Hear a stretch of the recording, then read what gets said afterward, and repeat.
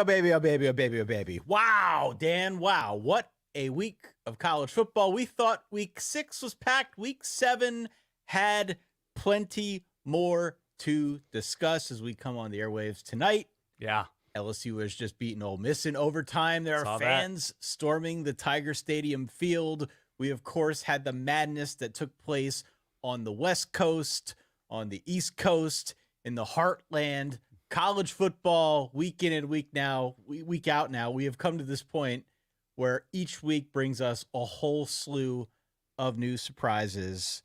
My good friend, how is your voice doing after that Oregon game? Well, it wasn't great going into the Oregon game, and not that I was screaming. I was watching most of it alone. What a cool life I lead. But just the emotion that was sapped out of me, Ty. I think it took some of the voice with me, and I mean, really, the entire day was draining in the best possible way. I don't know where you want to start. I don't know how you want to even begin to organize this reaction show, but I'm game. Well, look, you know the drill. What we try to do on these Saturday night at midnight reaction shows is give kind of our spur of the moment thoughts on what transpired throughout the day. It is obviously an incomplete reaction. That's why we've got a Tuesday show where we cover the stuff that we don't get a chance to discuss on these here episodes. If you are new here, even if you're not, make sure you hit follow. Make sure you hit subscribe wherever you can so that you don't miss any of our episodes. Of course, you can go on out to verballers.com. Verballers.com has been very popular, Dan, not just because we offer cool perks, but also because you get to vote in the Verballer Top 12 poll, which gets seemingly more interesting by the day. So if you go and sign up out there, you can vote on that. Yeah, this is kind of a crazy week again. We had a loaded day of games across the country, especially in the SEC. Yeah, which had a bunch of close games that, as I think it did last week, left us in some sense with more questions than answers. That was true to a lesser degree in the Big 12, which had another important week of sorting itself out. Actually, still in the process of doing that because we got the K-State Colorado game that is ongoing as it's halftime as we record. Yeah. Also true in the ACC, right? I'm going to make the case here that ACC's got the most interesting middle class in an election year, and we could talk through exactly what that means here and what it looked like in week 7. And of course, Vanderbilt. Let's Vanderbilt. Roll. Yeah, you want to start with another Vandy? No. dub. Another. We can go wherever you want. Don't step on my toes here in this preamble. I'm getting all worked up. I know. Because we got to talk about the Big Ten first. We had 2 obvious headliners in the Big Ten, not the least of which was the Oregon-Ohio State thriller. Penn State-USC also made a pretty good claim as one of the more exciting games of the day. But our first point of the evening has to be your Oregon Ducks eking one out over Ohio State. Ohio State flew in from Columbus. It was a back-and-forth game, a very evenly matched game for my money. And Oregon came out in front 32-31. They were about a 3-point dog, but for all intents and purposes, Vegas had them pretty even. Yes. What is your takeaway from this? I mean, I hear your voice. Whether you were alone or not, there were definitely some shouts at the TV. Yep. And I'm sure people who are listening at home, people maybe who are watching us live, were in a very, very similar situation. What was it like to watch this game as a fan of a team playing in it? It was a roller coaster. It was an absolute roller coaster. It was Dylan Gabriel's best game as a Duck with his fearlessness downfield, right? There were so many more positives to Dylan Gabriel, punctuated perhaps by that touchdown run late when he had the keep, when JT Tuimalu crashed down on I think it was Jordan James. But what he was able to do with Evan Stewart downfield, what he did with Tez Johnson, it was remarkable. Finding Terrence Ferguson the way that he did, the way that this Oregon game went was kind of rocky otherwise. They survived some big plays from Ohio State, namely the long Trey Henderson run early on in the game, and then some big catches from Jeremiah Smith, and the whole host of receiving core for Ohio State. G. Scott had a couple huge catches at the tight end spot. Look, the positives from Oregon are obvious, that they were able to get stops, that they were able to make timely plays, and the negatives were that they're still not a buttoned up team. This is still not a finished product. I thought by and large, Ohio State did not shoot itself in the foot as much as Oregon did, with the bad snapped extra point, the bad 2-point conversion, trying to make up for that fact. Trayshawn Holden, one of Oregon's best receivers, the number 2 or 3 receiver. Spit in the face of a defender? Spit in the face of a DB for Ohio Jeez. State and get ejected when Oregon was deep into a scoring opportunity. Ohio State is a terrifying team, and it's so obvious why. It's so obvious the speed and skill with which they play on both sides of the ball. I couldn't believe the ending of that game. So Oregon, one, has 12 guys on the field, but the clock still goes. And Will Howard just sort of, with the clock running, with the clock running near the end of the game, with the clock running before the second to last play, it was just a lot of Chris Berman tick, tick, tick, tick, tick, tick, tick. Yeah. And he knew it seemed, but the offensive line sort of seemed to be going through the motions, and he couldn't sort of get everybody on the same page. And then with 6 seconds left on 3rd and 20, desperate to get into field goal range, he ran for it with nobody open and ran a little bit too long. And by the time he slid, time had run out, and the Oregon sideline and all of Autzen Stadium seemed to collapse on the field. I couldn't believe Oregon was able to weather the issues that they weathered. I was furious that they didn't even get a review with that interception on that opening drive.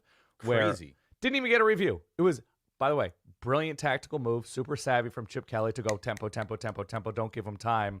And the refs, even though everybody at home is watching that at the very least, is like, ooh, we should take a closer look. This is a little bit strange and different. The refs are like, well, we got to keep playing. It's football. I don't know. And then the rest of the game, they seem to be okay in terms of whether or not a play should be reviewed or not. But that was kind of wild to watch. Yeah. Oregon made a ton of plays. Oregon didn't just belong on the field. Oregon won in other than maybe rushing the passer, they were electric on their biggest night of the year. What I found interesting about this game is actually when we did our preview, a lot of what we said in that moment came to fruition. A lot of what we were seeing going into this game is what I think we're going to talk about coming out of it, right? One of the big points of interest for us is Oregon going to try and go downfield through the air? And they did frequently in this game. That was part of why they had the success that they did. I thought, to your point, Dillon Gabriel looked like a completely different quarterback in this game. He looked like the Dillon Gabriel that I think I've been expecting throughout the first month of the season, the one that we have seen 4 years running now at various schools around the country. I thought Dillon Gabriel looked really, really solid.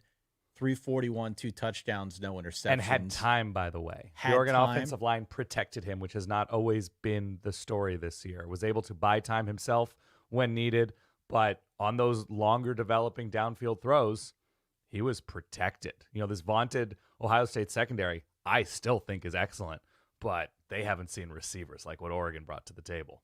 No, I think what I come away from this game feeling most is how much better Oregon looked compared to the other games of theirs that I have watched. I don't know if they were just waiting for the big game. I don't know if they're the opponent snob the way we have. Well, they definitely weren't taking shots against inferior secondaries to Ohio State's the way that they were taking shots on Denzel Burke, etc., Caleb Downs, etc., Lathan Ransom, etc. They weren't doing that to Boise or UCLA with that kind of consistency. No, and I'm not a conspiracy theorist insofar as I tend to think these teams are holding a lot back in some of those games. I'm sure there are some things that they hold back, but this just felt very drastically different to me. It felt drastically different. It definitely seemed like they were up for this game, and good for Dan Lanning to get the monkey off his back. I mean, they were reading the stats aloud through the broadcast about some of his troubles against top 5 teams. Did they squeeze that in between Jeremiah Smith praise? Did they? It was Noah Eagle, Todd Blackledge, and the Jeremiah Smith spectacular. Continue. There was a lot of Jeremiah Smith love. Yeah. And look, there's plenty of talent to go around the Ohio State side of things. Sure. I am very curious to see what our Verballer top 12 poll looks like with respect to Ohio State being so. This is a 32-31 final. Do Oregon and Ohio State just switch spots in our poll? Do they just switch spots in the AP poll? How far Sure. do you drop Ohio State, I think, is a real question. Unranked, yeah. Yeah, not that it really matters that much in the grand scheme of things, because we've got half a season to go, and Ohio State's going to win most, if not all, of their remaining games. But for sure, this is one of those matchups that I think we had circled coming into the year, and it helps us answer some of the questions now in the Big Ten, having seen them on the same field, having seen how I think level the game felt for a good chunk of the way through. I thought Will Howard, by the way, was excellent. Thought he was really, really strong. Yeah. Excellent in this He game. got a little bit, he heard footsteps a little bit in the pass rush, even though he had time to step in and throw. You could see that he was the feet got a little happier as the second half wore on. But when he had a chance to plant and throw, he was accurate. He was very accurate. And there were some dimes that he was able to deliver in this matchup that I was really in awe, frankly, on both sides of this thing. So it was a great game. As an Oregon human, knowing the receiving core and pass catchers and running backs. Quinshon Judkins did nothing. That was crazy impressive from Oregon. But, I was holding my breath anytime it was Abuka or Jeremiah Smith or Trey Henderson, G. Scott, anybody of these guys in the open field, even a little bit. And Oregon, for whatever it's worth, they kept that offense for the most part in front of them. 32-31 is your final. We welcome feedback from the Verballer Hood. This was a great contest. Really, the nightcap was loaded, filled to the brim with awesome matchups. Basically, if you were out on the town, if you were doing any of the fall apple picking activities, hopefully you got in front of your TV 6 p.m. Eastern or so. Earlier. Otherwise, you missed a lot. That's what we're here for. We're going to do our best to try and get through this. You definitely missed Dan Lanning cutting a wrestling promo with a chain around his neck at the conclusion of Oregon, Ohio. And you know what? I loved it. It was great. Penn State 33, USC 30, our second point as we come on the air this evening. This game was also wild. Yeah. In the now new look Big Ten, it still feels odd to say that. Normally, both of these games would be Rose Bowls, but they're not. This year, the regular season games, and Penn State was down early. Penn State was in a hole. In the first half of that game, it looked like they were going to get blown out. Mm-hmm. It looked like they were going to get blown out. They had no answer for USC's offense. You could argue that the full way through they didn't, although they tightened up as the game wore on. But on my friend text thread among fellow Penn Staters, we were going back and forth like this could be a runaway train here. It just did not feel good. And, we I think all have nice things to say about Drew Aller, but by and large, it felt very different in the first half than in the second. They come out after halftime and they just sort of jump all over USC. Before you know it, this game is tied at 20 after being down, I guess, 20-6 at halftime, whatever the score was. And from that point forward, it was really just a neck and neck race. I was impressed by Drew Aller.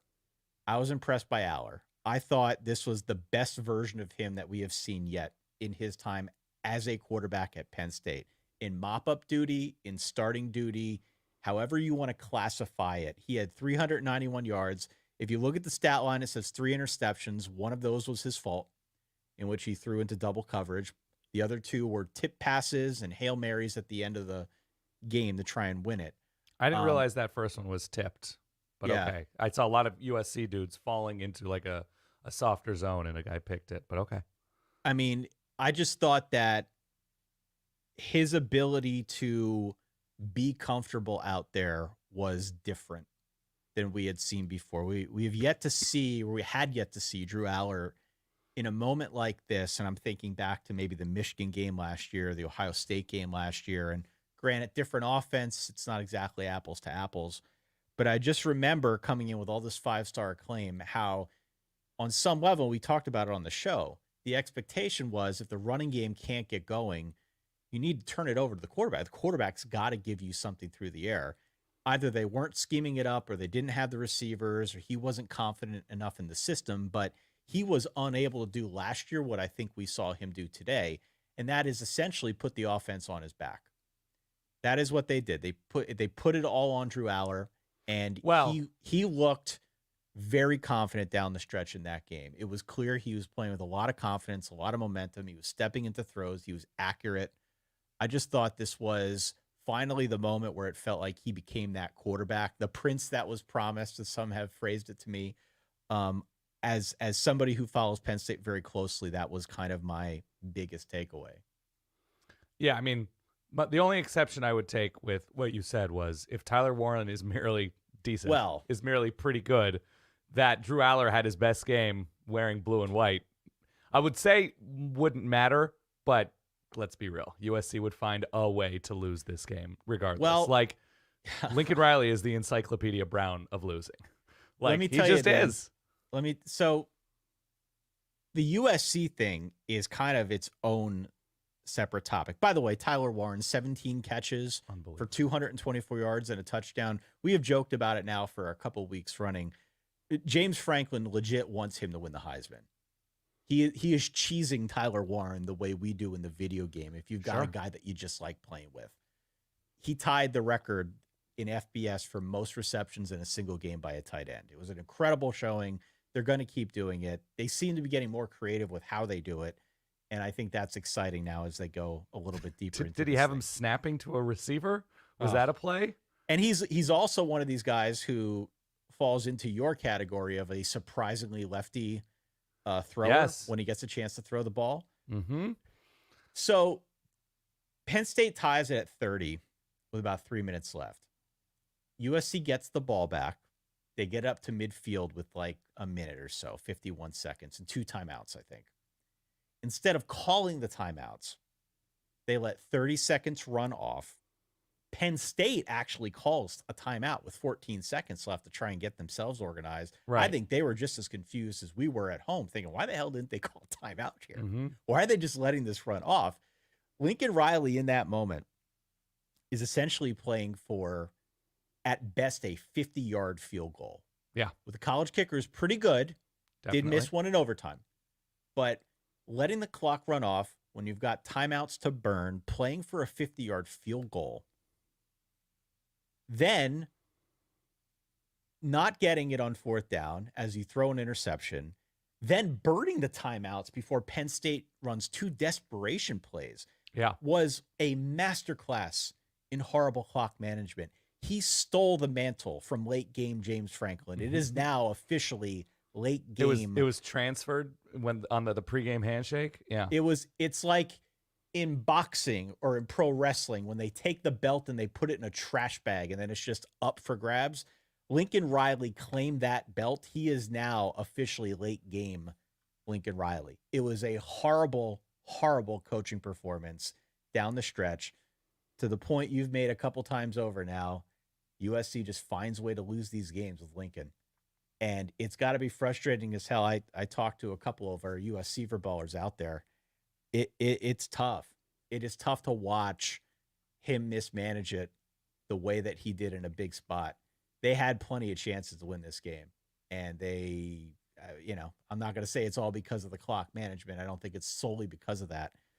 But Lord knows that they didn't help themselves. They didn't do themselves any favors down the stretch, because it was they could have handled it a lot better and given themselves a better opportunity to win this one before going into overtime. They go into OT, they miss a kick, they turn it over to Penn State.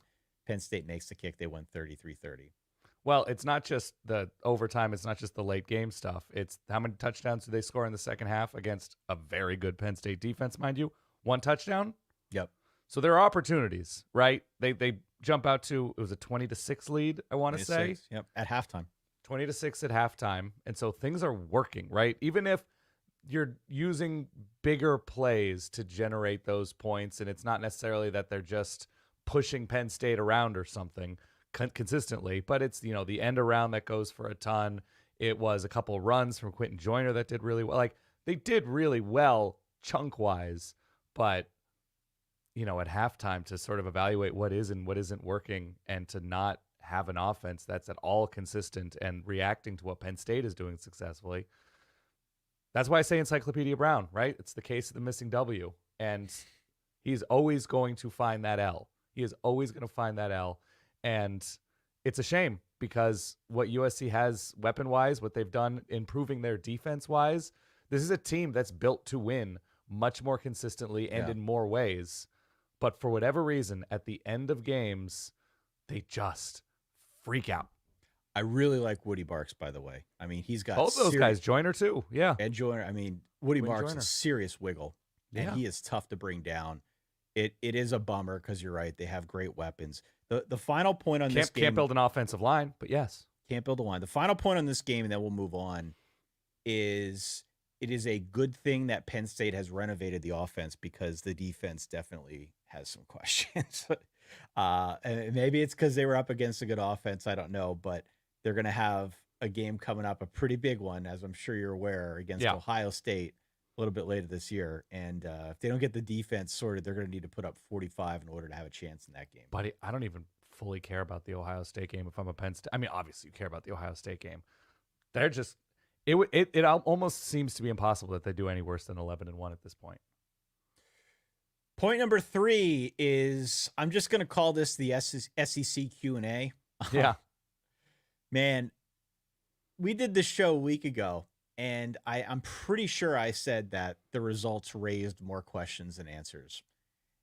I feel confident saying that outside of Texas, the SEC is in a total blender. Oh, yeah. Right now. All of our preseason notions and ideas and projections, again, for teams outside of Texas, are completely upside down at this point. Alabama is lucky to have not lost at home against South Carolina, where they were extraordinarily lucky, yeah. A 3-touchdown favorite.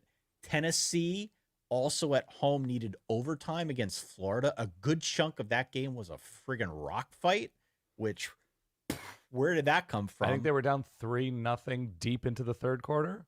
Incredible. Yeah. We had LSU going to overtime and knocking off Ole Miss. Now, that game was in Tiger Stadium. It was at night. Clearly, LSU is formidable in that circumstance. But LSU knocking off a top 10 Ole Miss is significant. We had even other points of contention in the SEC. Mm-hmm. Georgia was up big on Mississippi State, but then in the second half, basically stopped playing defense. That final was 41-31. Vandy gets another win. Vandy beats Kentucky this time on the heels of that performance, 20-13. On the heels of that Bama performance a week ago, it's very easy. Now, we didn't.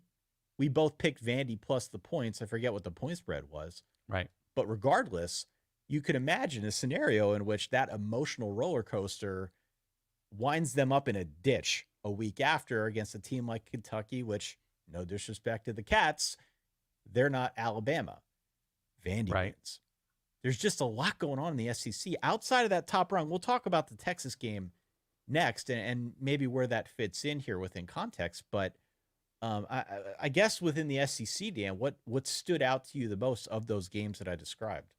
Not of the games. There's only one team that's 3-0 in the SEC, and it's your Texas A&M Fighting Aggies, right? I don't think Texas has played 3 games. No. Georgia's played 5 games. They're 4-1. Vandy's 2-1 or 3-1 in conference. You're right. It's a total blender, especially now that Ole Miss has lost again tonight to LSU. That was a wild game, which I'm sure we're going to get to. Of those games, I think the South Carolina-Alabama one, to me, is sort of front of mind. Just what I know speaking for myself, thought of Alabama going into the season. I was higher on the Tide than you were. And Vandy might be decent, and that might have just been like, look, it's your de facto Super Bowl. They've got a lot of experience. They're well coached, and like it's just going to be one of those weeks. Freak things happen. South Carolina has struggled for stretches this year. They've also thrived, but they've struggled. And South Carolina not only wasted opportunities, but wasted opportunities and still had opportunity at the end of this game. See, here's the thing. When we talked about the Vandy-Bama game a week ago, we both, and a lot of people around college football media said the same thing. Right. It wasn't a fluke. If you watch the game, it wasn't a fluke. Vandy just beat them. I look at this game, I am almost inclined to say that Bama's win was a fluke. You're not wrong. Because you're right. South Carolina had so many chances. It felt to me like they blew it. They had so many chances in this game. They turned the ball over 4 times, 2 of which were absolute momentum killers. They had a fumble after they got a safety earlier in the game, then a fumble the first play after they had an interception in the second half. I think that was the one in the end zone. They also missed a 2-point conversion that would have tied it after that miraculous just chucker throw up to Nick Harbor that he caught on the front corner of the end zone.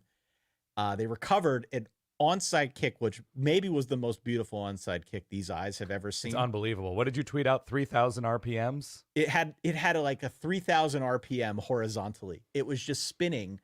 If you're watching me on, it was spinning like a top on its side.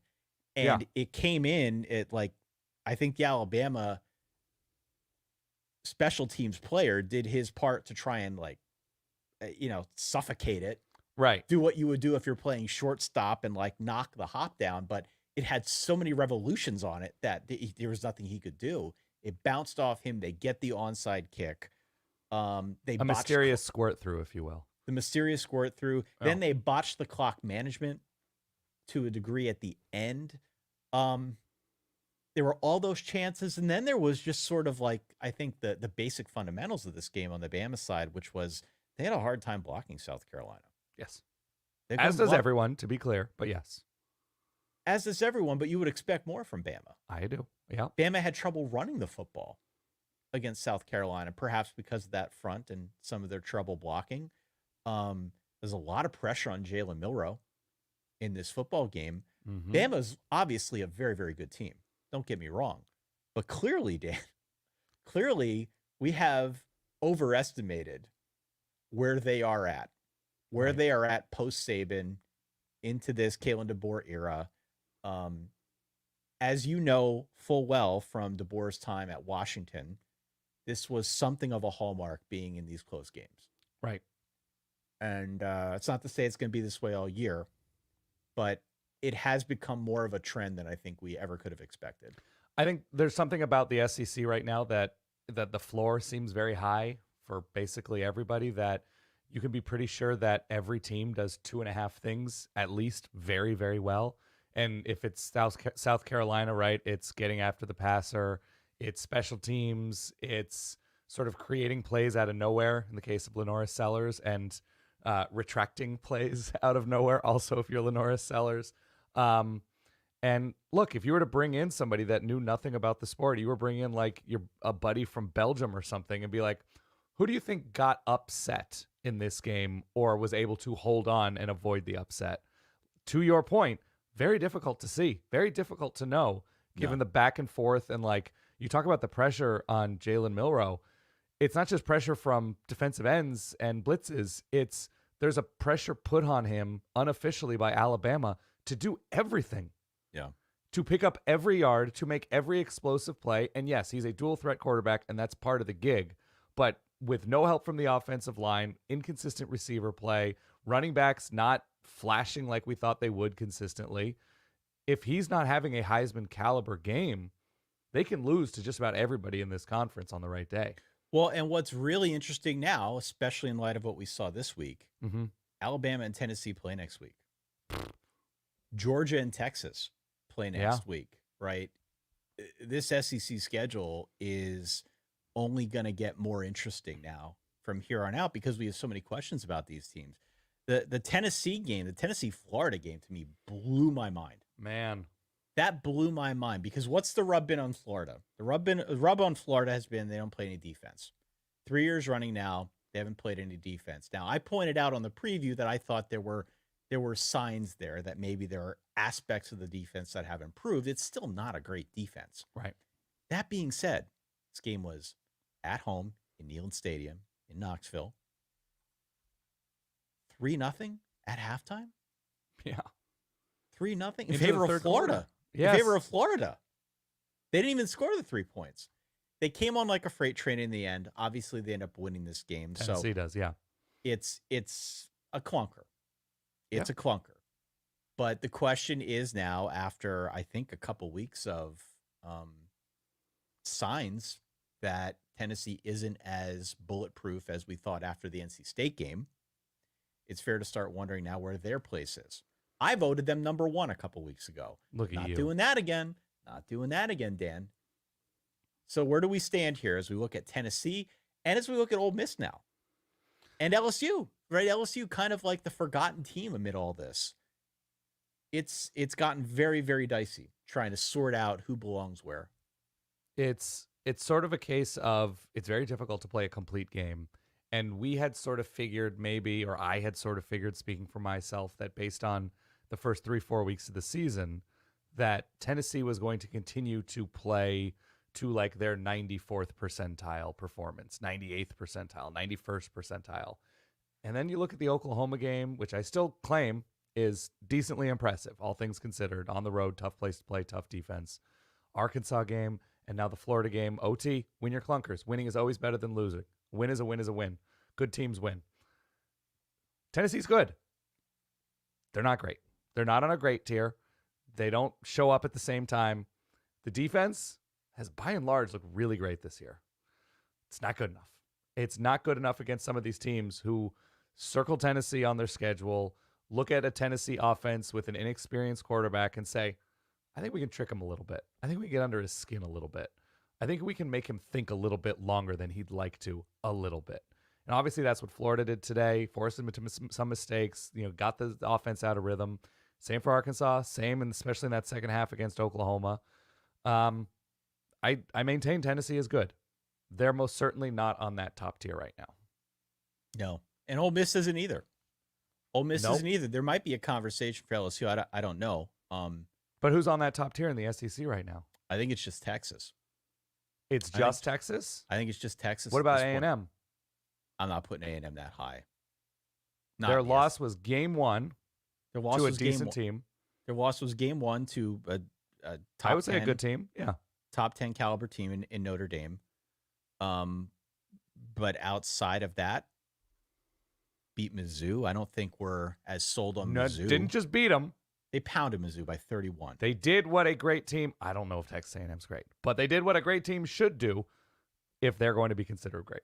They won a close game against Arkansas, 21-7. They did. And they won on the road at Florida. Now, their schedule will heat up. Yes, Next up, they've got Mississippi State, but then after that, it's LSU, on the road at South Carolina, at Auburn, close out the year against Texas. We've talked about this before. It's a pretty favorable SEC schedule, all things considered. I'm not ready to put them on that tier. I need to see more out of Connor Wegman, more out of the version of Connor Wegman that we saw against Missouri before I'm ready to go there with it. But A&M's definitely a team that belongs in the conversation at this point. I think of Texas and then kind of a big mishmash, maybe with Georgia at or near the top, and then everybody else kind of trying to play catch up after that. I don't know, man. If you're putting Georgia in the top group with how they played against Alabama and how close they played against Kentucky. I'm saying Texas like 1A. I know. And then Georgia like 1C, and then everybody else kind of right behind Georgia. I'm totally with you, and I don't ask this in a weird way. Doesn't Vandy belong on that second tier? If they're beating Kentucky, no, don't laugh. If Vandy's beating Kentucky, what has Kentucky done this year? They beat Ole Miss in Oxford, right? Yeah. They were right there with Georgia, yes? They were. I feel like it's irrefutable that Kentucky has an excellent defense. I think they do. I think they have a really strong defense. This is one of those conversations that we've had over the last 2 years with Kansas, frankly, where Kansas actually is pretty good. And we're so used to them being bad, right, that it feels a little uncomfortable to talk about them in any kind of serious context. And I don't mean that in a derogatory sense, but I think a lot of people are there with this. And this is actually a good Vandy team. Like, they played pretty good defense. Yeah. And but look, Pavia, they've retooled the offense. I mean, they are clearly throwing some kind of eephus pitch that teams are having a hard time with. Yeah. And the Mizzou game was winnable, and you can't lose to Georgia State if you really want to be taken crazy seriously. But within the SEC, and that just might have been a lackluster performance, an oversight, whatever. I think it's a good thing, honestly, where the SEC is right now. It is. It's going to make things very interesting down the stretch. We'll unpack this a little bit more on Tuesday, especially since the Ole Miss-LSU game was going off right as we were about to hit record. And to be clear, LSU has not lost in the SEC. LSU has not lost in the SEC. So they should be in this conversation heavily as well. LSU was 13 in the polls coming into this week. Mm-hmm. My suspicion is with some losses, even without the losses, they will find some way to work their way into that top 10, because this is a pretty big win. They knocked off number 9 Ole Miss. The team that I didn't mention in any great detail was the Texas Longhorns, who won 34-3 over Oklahoma.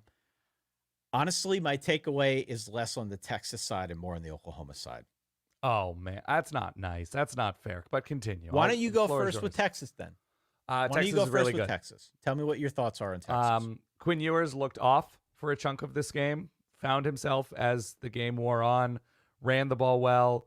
I think Pete Kwiatkowski's defense, especially those friggin' linebackers, those guys are everywhere. Colin Simmons, Anthony Hill, those guys, like, so good.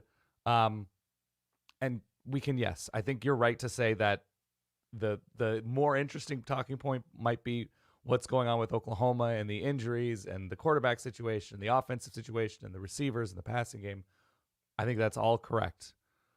But what Texas was able to do in taking care of business against what I still think is a really good defense at Oklahoma, and absolutely leave no doubt. A lot of teams have left out. Good teams, quality teams, supposedly great teams have left out against probably lesser teams. Texas left no doubt. And it was somewhat of a slow start, but they generated turnovers. They scored off of those turnovers. They leaned, they sat, they suffocated. You're right to sort of put Texas as 1A right now because they are the team in the SEC, and they're the only team in this moment, likely, depending on ties Texas A&M fighting Aggies, who are playing those upper percentile games, that they're playing those complete games. In the immediate aftermath of this game, I drew a comparison in my mind between what Ohio State did to Iowa and what Texas did to Oklahoma. Mm-hmm. And it kind of feels dirty to compare Oklahoma to Iowa, but that's frankly just where the offense is at. This is a bad offense. Yeah. And more than anything, you can look at the numbers. You can understand full well that their top 5 wide receivers are hurt, whatever it is. They're clearly still going through some sort of transition. They yanked Jackson Arnold. They put in the backup. What I am left with is this feeling of hopelessness with their offense. Sure. It didn't matter what the score was. If you watch that game for any period of time, 10 minutes, whatever, couple drives, every drive was the same for Oklahoma. Every drive was the same. Every play was the same. Every passing play was the same. Snap the ball, drop back, has a second to look around, nobody's open, dance around in hopes of maybe finding a seam to run through. That was the offense. That was it. On occasion, they hit a play, great. But 34-3 was your final, and honestly, that makes it seem closer than it was. As I watched that game, I wanted, as somebody who was pretty high on Oklahoma coming into this game, just because of the rivalry aspect, not because of the offense, but these games have always defied logic, the Red River games. You know this. They're always close. Most often they're close. And so I was expecting that we would see a little bit more fight from Oklahoma.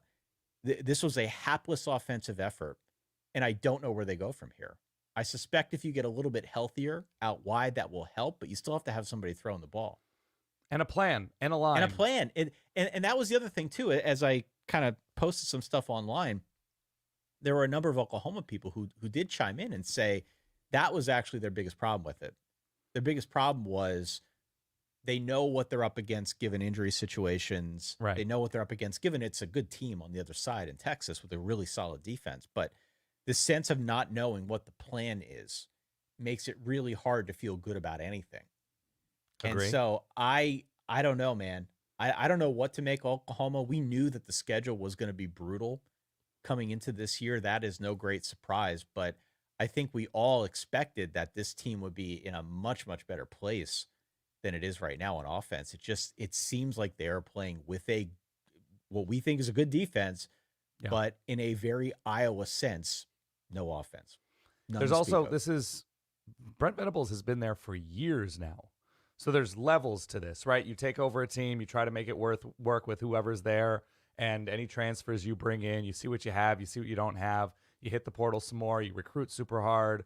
You know, is it a quarterback thing? Is it a line thing? Lines are hard to replace via the portal, but like you build, right? You plug in gaps, you figure out what kind of team you want to be. You bring in Jeff Lebby. Okay, you want to be like a Pace, Lane Kiffany, that kind of system. That's what you want to be. Great. Let's find the next guy who believes in something similar, and let's find a quarterback who fits that. Oh, it's Jackson Arnold. Great. He's going to run a similar type system. Great. Who's the coordinator? Oh, it's Seth Luttrell. We're going internal with it. Okay. Are they running the same thing? No. Yes. Kind of. Sort of. Like, it just seems like it's tapering off, and injuries are a big deal with it.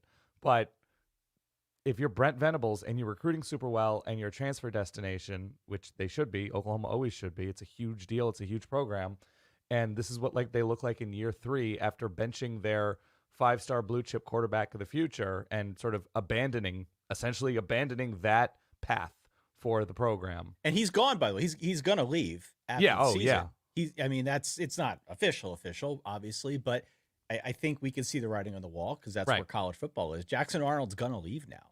And so you've alienated that option. Right. And he has recruited fairly well. Obviously, as you said, he's been able to make it something of a transfer destination for guys like Deion Burks or whoever, right? I mean, it's still Oklahoma, but on some level, that does start to wear off. And if they look like this the rest of the way against the SEC, I mean, this is just really bad.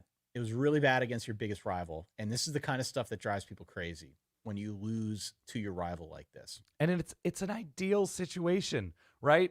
If Brent Venables is going to recruit a defense, if he's going to build up depth, if the talent level is going to be super high, it should be crazy attractive to the best offensive coordinators, the best transfer quarterbacks, and I know it's not attractive if, Jackson Arnold is the obvious starter, the best transfer receivers, like the best up-and-coming offensive linemen in high school. Like, Oklahoma should be it.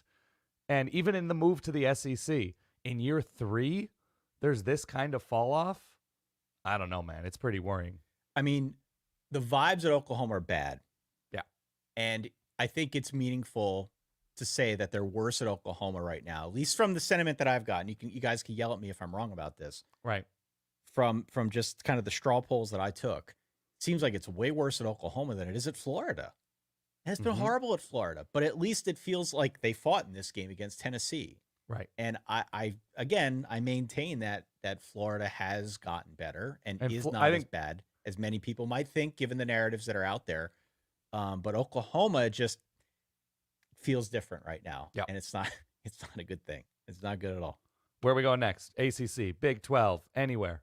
Well, Cam Rising was back. Cam Rising was back on Friday night against Arizona State. Did you see Kenny Dillingham on the field after Arizona State won that game? I mean, speaking like a Dan Lanning protege cutting a wrestling promo after a win. Yeah, man. He sounded like you. I know he did. Absolutely. He left it all out on the field. I love this guy. I love everything he stands for. I love the fire that his teams play with. I love the fact that they are pesky as hell, that they are still rebuilding. Yeah. I love the fact that he inherited a mess and has turned it very quickly into something that is, it changes week to week, as it did last year when they were running weird sets.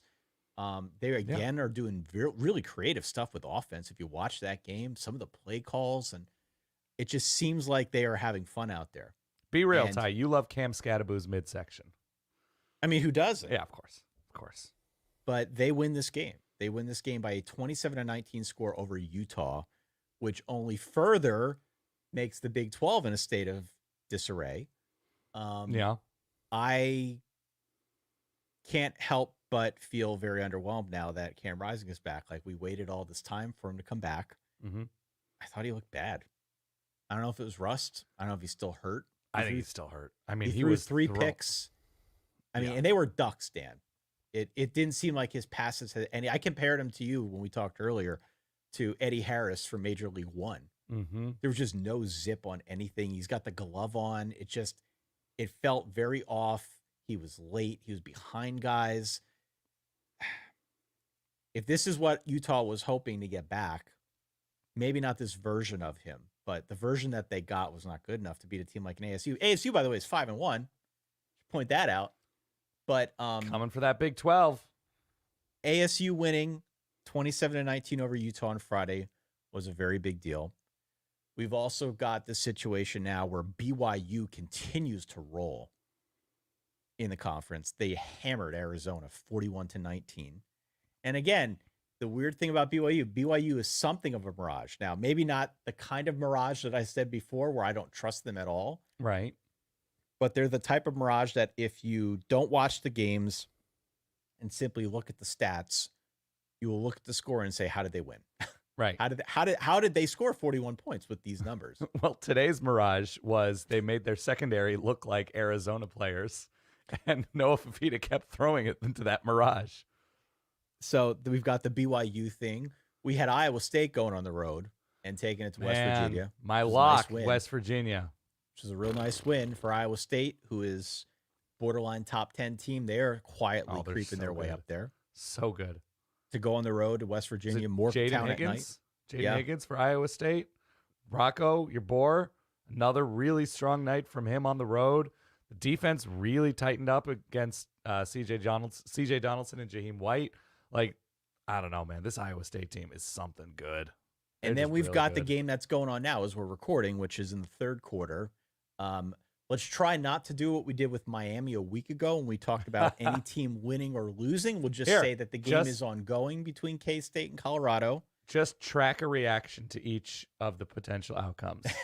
Colorado came back and won. Oh, my God, that was so crazy. Super impressive by the Buffs. Oh, man, Kansas State hung on, man. Good win for Chris Kleiman and the boys on the road. There we go. Clearly, we need to see what the result of this game is. We will talk about this on Tuesday. Yeah. Before we can draw any hard conclusions about the state of the Big 12. But at least where I'm at right now, I still favor, and no disrespect to our BYU people that listen, who rightfully pointed out to me very kindly that I need to do an about face on BYU. They're not wrong. No, I'm going to claim winning is a skill, Ty. Winning is a skill for BYU, of course. I'm still an Iowa State guy at present. I still think I put Iowa State up here. But then just by default, I mean, we have to start talking about BYU seriously. I think the winner of this Kansas State-Colorado game also clearly deserves to be as part of that conversation. We are seeing a interesting creep of that top tier of the Big 12. And some teams we expected, some that we didn't. And again, I am left with more questions than answers because it feels like everybody's got a fatal flaw. Maybe with the exception of Iowa State, who seems to be rolling. I can tell you this, Ty. The C in TLC's creep, if you're talking creep, might just be Cincinnati, Ty. It's not C for Central Florida. It's not that, who benched KJ Jefferson and lost to Cincy. But no, that's an interesting tier, Ty, atop the Big 12 right now. Super interesting. The Utah situation, I think, is probably the most disappointing. I really don't know where to put Utah anymore. And especially if this is the version of Cam Rising that we're going to get. I mean, Mekhi Bernard is great, but they can only do so much with him at running back. So this is something that we need to monitor. Utah, Oklahoma State, and Kansas are a combined 1-8 in this conference. Yeah. That's unreal. Unbelievable. All right. Our next point here, I don't even know what we're up to. It doesn't matter. Let's start with the ACC. Oh, my God. And as I said at the top, the most interesting middle class in college football, maybe in the world, in our great land here in an election year. You've got Clemson, you've got Miami. Correct. Okay, Clemson was down early against Wake Forest, struggled very, very early against Wake Forest, and then went on a 49-7 run the rest of the way. Zoomed out to the lead. They won 49-14. Obviously, we know that Miami played. They were in a tight one last week. They ended up winning. Clemson and Miami clearly are in that upper crust at this point. You got a bunch of teams right below them, though, that are damn interesting, Dan. Damn interesting. You got teams like Georgia Tech. Georgia Tech, did you see the way Georgia Tech won against North Carolina? Of course I did. If you are a North Carolina fan, thing. that was an absolute stomach punch. So it's the final play, basically the final play of the game where they're trying to run the clock out. Right. And Jamal Haynes breaks through for a 68-yard touchdown run, which gave them the lead and the eventual win. 371 and 5 touchdowns on the ground for Georgia Tech. They are obviously very good on offense. Defensively, that's kind of where the question is there.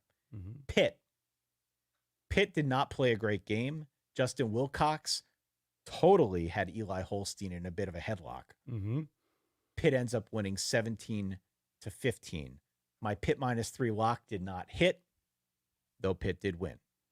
We had Louisville going up against Virginia. Virginia, by the way, plays a lot of these teams down the stretch. I was going to say up late, by the way, Virginia in this one. Yeah. Up late. They end up covering the point spread at home. Louisville gets a win, gets off the schneid after losing 2 in a row. But Virginia is a team that is worth monitoring, if only because they are going to have a large part to play in who ends up winning this conference. Mm-hmm. Also, Syracuse, 5-1. Syracuse knocked off NC State. I think our opinions of NC State have been dampened a bit since the start of the season. Somehow 58 teams are 5-1. As a I bunch look at of these teams standings. are 5-1. A bunch of teams. And by the way, my SMU Mustangs, who I left for dead, but I think I'm coming back to now because it seems as if they have really found themselves over the last couple of weeks. So it's like I almost don't know who the worst teams are in the ACC because it feels like there are a growing number of schools that I want to put in that middle tier of teams that can knock each other off, right? Or maybe give those two schools in the upper crust a run for their money.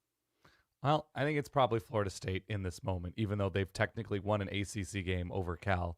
Although beating Cal, to me, is still not an ACC game. I don't care what the standings call Cal in terms of their home conference.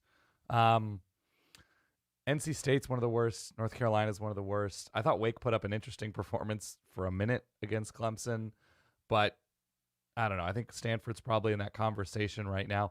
By the way, if I can just veer just slightly off for a second, I was totally gutted by the Tylee Craft stuff with North Carolina. I know this has been sort of an ongoing thing, and to hear about his passing for North Carolina and to see Mac Brown with his family, that snaps me out of football brains so quickly. Yeah. And just super heartbreaking. And obviously our thoughts go out to the North Carolina community. Yeah. Tough stuff, man. Yeah. Awful. But yeah, I mean, on a much more, on a much less important note, whatever. ACC is really fun.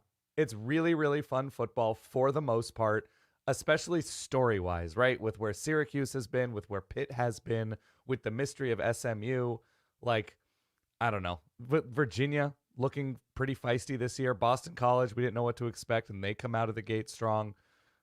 I don't know how impressed I am by the actual top of this conference in terms of comparing them against some of the better teams in this country. But as I messaged you earlier, nobody's anything, Ty. No. Nobody is anything in this sport. Penn State's good. Maybe Penn State's not good. Ohio State's good. Maybe Ohio State is likely excellent. Oregon is likely excellent.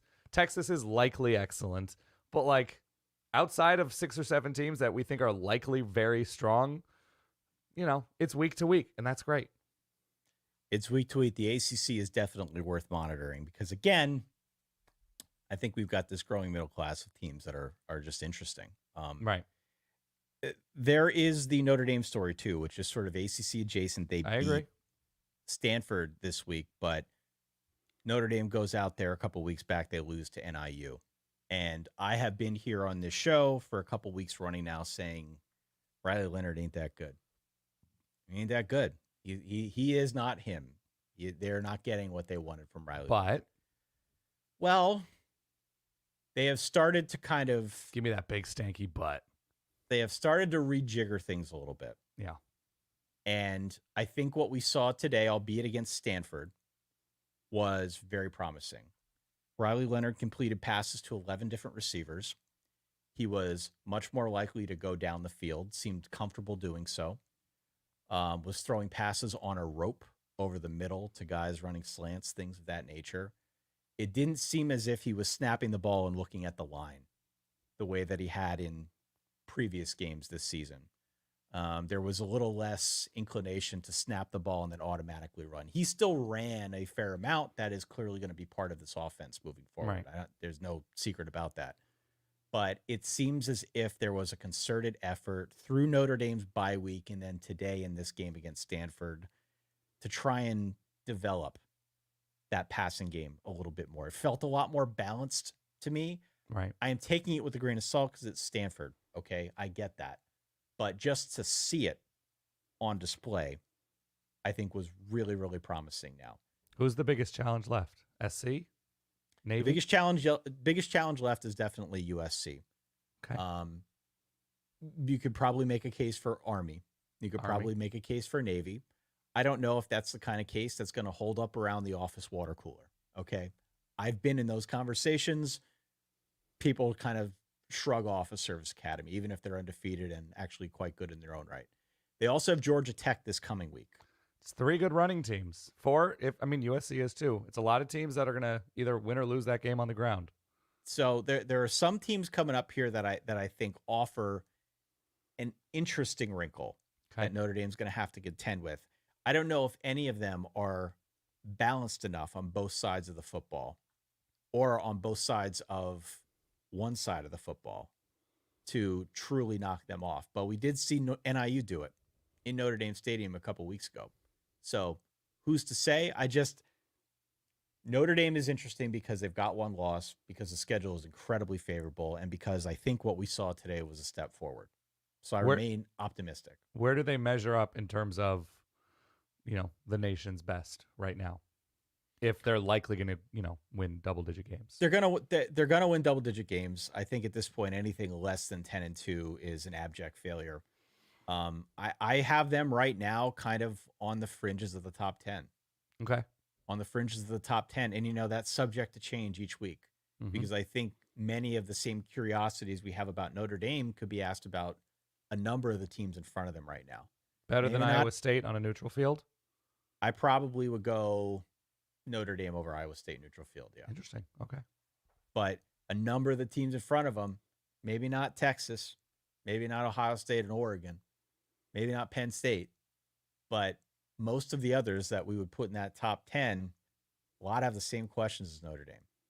Even if some of those teams got more talent, I don't know. It's a very, very interesting spot for them right now. Provided they keep winning, they're going to work their way back into this thing. Whether you like them or not, they're going to end up in the playoff. Yep. That's just where we're at here with this. A few other things that I did want to mention before we get to your tweets, before we get to your reverbs. Yeah. We mentioned Army. Army continues absolutely pounding everyone in its path. They beat UAB 44-10. I wish I would have locked up Army. It seemed obvious. Yeah. It seemed obvious they were about a 4-touchdown favorite. I saw that. I freaked out a little bit, but UAB doesn't play defense. And in this game, they didn't play offense either, which has sort of been their thing. 44-10. I mean, they are just killing teams right now. And they are going to have a very, very interesting case in that American Conference.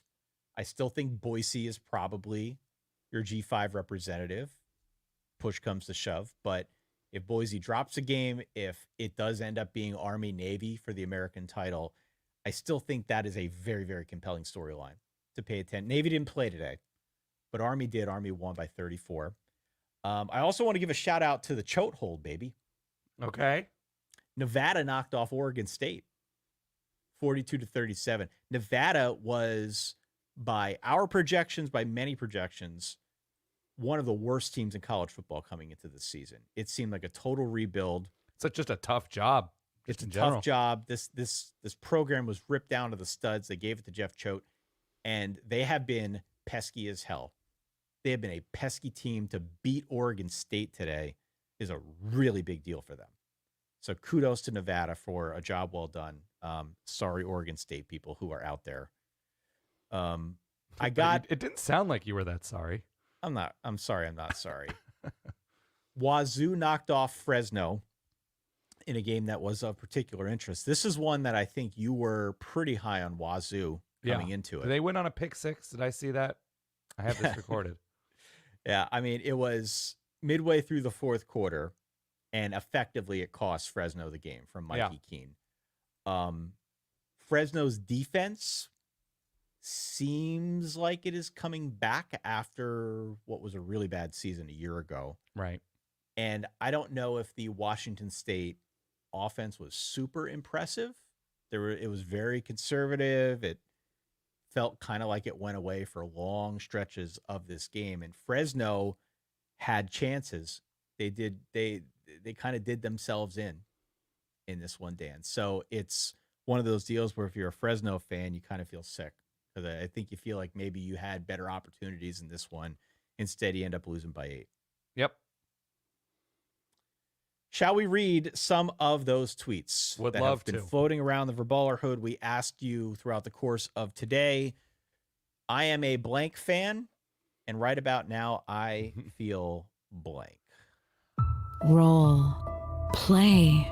If I'm not me, who the hell am I?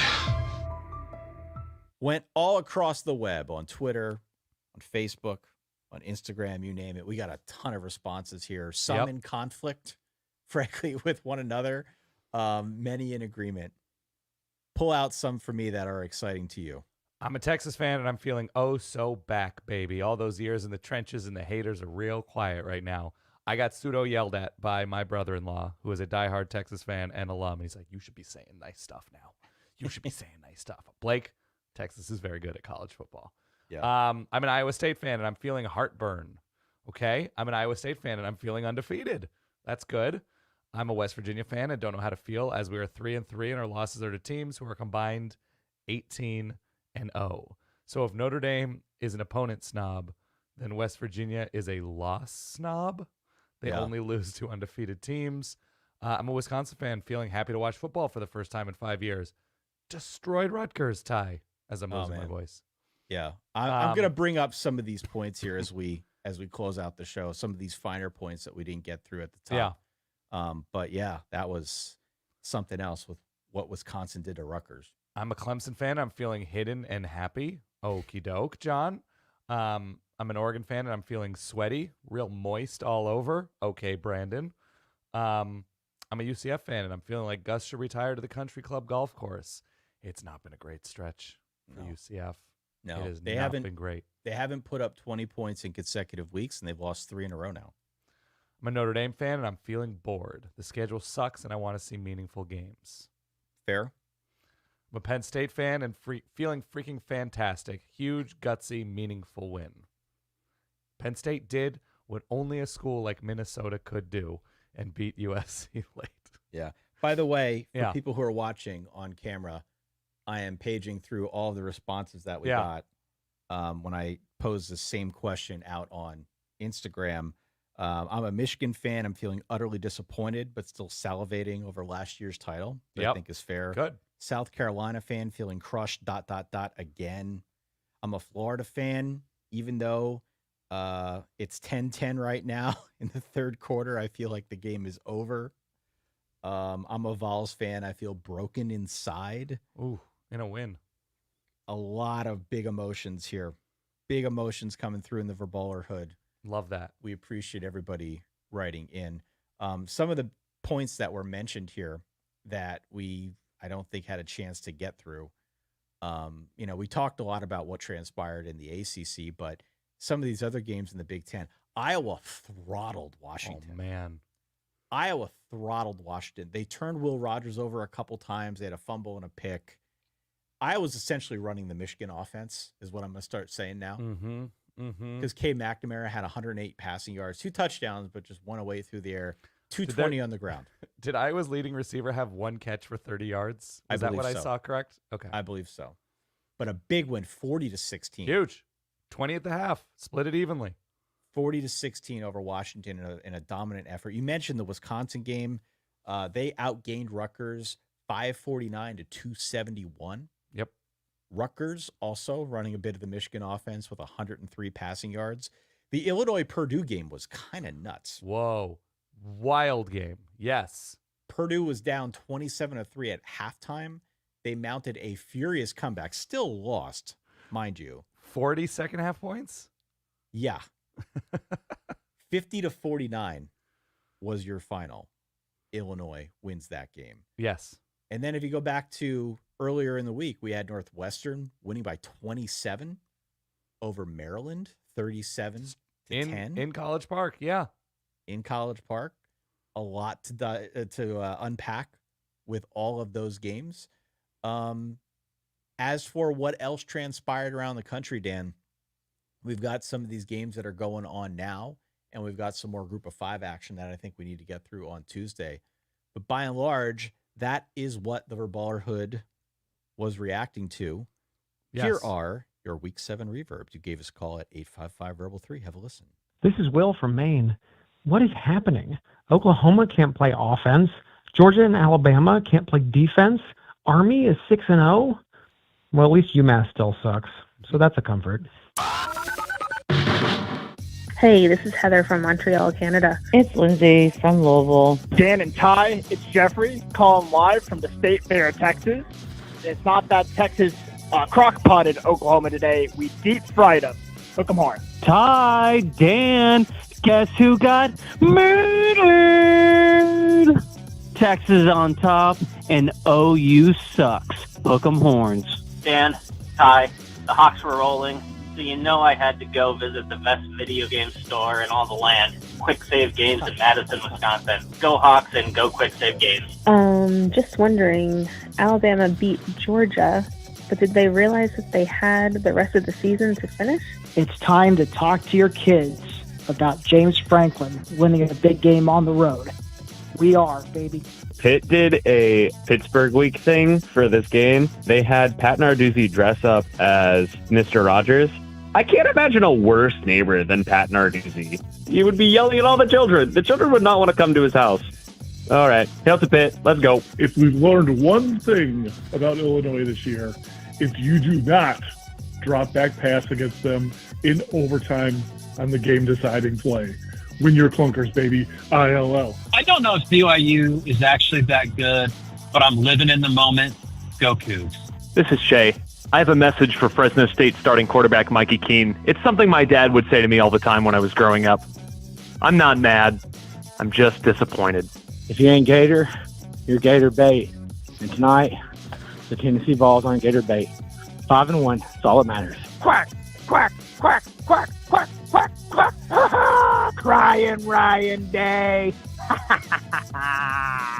Go Ducks from your friends in Ann Arbor. There are no words. There are no emotions. There is no way I can describe how I feel right now other than grabbing my wife and together yelling, "Go Ducks!" Ty, Dan, I've only got 1% left on my phone, and all I got to say is, you Big Ten teams don't seem to understand. We're not trapped in here with you. You're trapped in here with Ducks. Oh, go Ducks. Did I catch a UMass stray at the very top of that, Dan? I believe so. UMass still sucks, something like that. Yep. Big emotions coming through. Thank you to everyone who dialed in at 855-3. Got a bunch of calls, of course, that we left on the cutting room floor. Thanks to our guy Shay for putting those together as he does wonderfully week in and week out. Again, as a reminder, we will be doing our spillover show on Tuesday. Being so, we're reacting kind of in the moment here. There are not only games still going on, but games that we want to go back and rewatch. We just can't watch all of the games. We're only two people. So give us that grace. We will do our part to go back and put together a more comprehensive look at what we missed as part of that Tuesday episode. Hit follow, hit subscribe if you have yet to do so that you don't miss that episode or any of our episodes. We, of course, appreciate everybody reacting with us, and we would encourage you to reach out on social media. Give us a holler at solidverbal@gmail.com. However you can get in touch, we'd love to hear what your thoughts are on the week, what we got right, what we got wrong. One thing that I feel like we mostly get right, with the exception of last week because it was a crazy week and I forgot to do it. Let's do our dude alert, shall we? Let's. We do this every week. We want to honor the so-called dudes in college football, the guys who put in performances that are dude-worthy, Dan. Who do we got this week? So I've got Penn State's Tyler Warren. I've got tight end Tyler Warren. I've got do everything Penn Stater Tyler Warren. I have Thorn and USC side Tyler Warren. Yeah. You put this on our list with Tyler Warren ... Easy, obviously. Caleb Johnson, Luke Altmaier. Is it Tawi Walker? This game was on mute for me. Yeah, for Wisconsin running wild. Isaac Brown at Louisville in a winning effort. Ryan Brown, new quarterback for Purdue in a losing effort, was all over the place in a dual threat capacity. Christian McCray, Evan Stewart for Oregon, Ricky White, ho-hum, another day, another 100-plus yard performance, couple touchdowns. I had Oh, who else did I have here on my list? DJ Giddens is live and at almost 200 yards with 12 minutes left in the game against Colorado for Kansas State. Parker Navarro, what does Ohio do? They just keep winning. Ohio just keeps on winning. And I have CJ Bailey, NC State, in a losing effort. A bunch of losing effort performances. He seems to be quietly coming into his own. Hopefully that's some hope for the future for the Pack. And just because we don't mention this, we will get angry messages. Bryson Daly from Army. Oh, yes. Who turned in another good performance, had like the random 84-yard touchdown pass to catch Always has to happen. Always. UAB off guard, but rushed for 136 and 4 touchdowns in addition to 102 through the air in that long touchdown. So Army keeps things rolling. They had 413 yards on the ground in this game against UAB. Sure, why not? 6-0. 6-0 for the first time in a while. So and what's Navy's record? Navy is also undefeated, but Navy was on bye this week. They were on bye this week. And so that game still on the table for the American Championship with a potential playoff berth on the line ahead of another Army-Navy matchup in the standard scheduling matchup. Will be very interesting to see still on the table what transpires. It's a much easier path, I would say, for Army than it is for Navy, but it seems to me like both are headed there sooner than later. So shall see.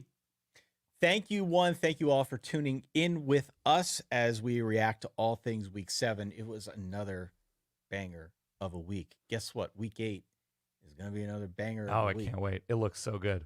Get your chores in throughout the week. We will be with you on Tuesday and on Thursday to help you prep accordingly.